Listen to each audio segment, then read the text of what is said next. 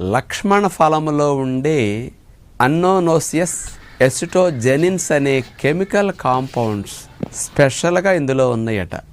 సుమారుగా 212 రకాల chemical compounds లక్ష్మణ ఫలం ఆకుల్లోనూ మరియు పండ్లలోనూ కలిపి ఇన్ని ఉన్నాయట. అంటే అంతా మెడిసినల్ ప్రాపర్టీసే చెట్టుకి.